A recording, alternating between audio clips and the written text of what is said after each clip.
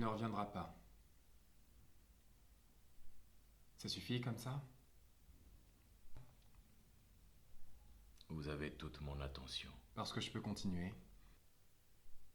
Pierre après pierre, dollar après dollar, cadavre après cadavre.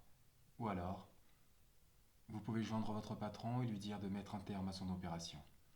Ce soir. Ce n'est pas une offre très séduisante.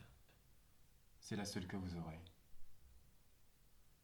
Quand on veut de la pluie, il faut assumer la boue aussi. Quand vous me regardez, qu'est-ce que vous voyez? La réponse est rien.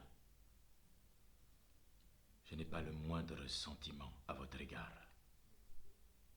Vous êtes un détritus. Une capsule de bouteille qui doit disparaître. J'ai connu un Russe. Un capitaine de police il y a quelques années. Il m'avait parlé d'une affaire qu'il suivait, je ne me rappelle plus le nom du type. C'était un célèbre érudit qui habitait Moscou. Il était tourné vers l'humanitaire, un écrivain, bref. Il avait décidé de partager ses biens avec quelqu'un de moins fortuné et, même s'il avait 5 magnifiques enfants, il décida d'en accueillir un 6e, un orphelin de 12 ans.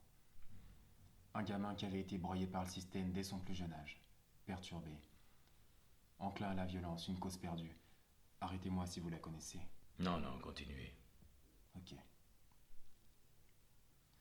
Donc cet homme très brave a ouvert sa porte à ce gamin.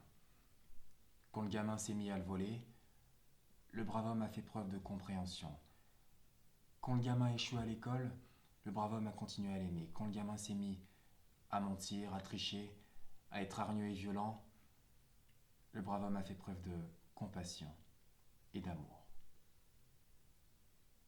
Jusqu'à ce que le garçon, qui n'avait jamais su ce que c'était que d'être aimé ou désiré, éprouve enfin ce sentiment.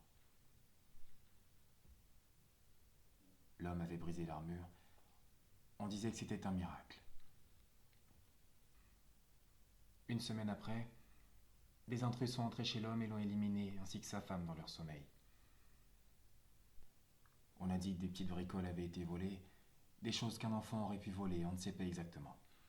Les enfants de l'homme ont été confiés à de la famille, et le gamin, l'orphelin, a replongé dans l'enfer.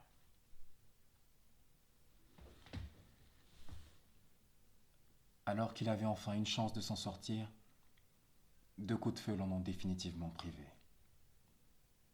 C'est une histoire connue.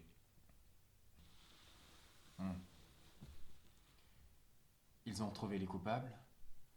À votre avis? Ils n'ont peut-être pas cherché au bon endroit. Parfois, la réponse est juste sous vos yeux. Je pense que le gamin les a tués. Oui. Je pense qu'il avait peur que ses parents se réveillent un jour et s'aperçoivent qu'ils n'en valaient pas la peine. Et comme tous les autres avant eux, ils ne supportaient pas l'idée que cet homme, ce brave homme, puisse lui faire ça un jour. Qu'il puisse se débarrasser de lui comme un détritus ou une capsule de bouteille. Alors il a préféré ne pas savoir. Qu'en pensez-vous, Nikolai? Vous croyez me connaître. Vous cherchez à atteindre la corde sensible, monsieur McCall. C'est surprenant. Je n'ai jamais été conçu avec ce programme. D'ailleurs, j'ignore ce que peut engendrer ce genre de sentiment, à part de la faiblesse. Les hommes que j'ai tués. Vos hommes. Je leur ai laissé une chance. Ils ont pris leur décision. Je vous donne l'occasion de prendre la vôtre. Merci. Je vous en prie.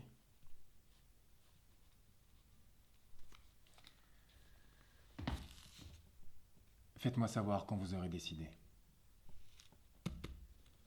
Bien sûr.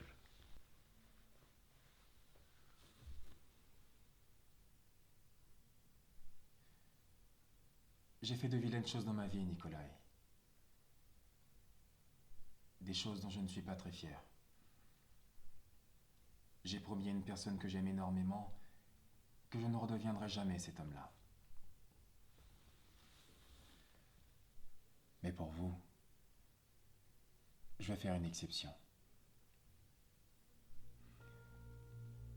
Vous m'avez demandé ce que je vois quand je vous regarde. Et vous? Qu'est-ce que vous voyez quand vous me regardez?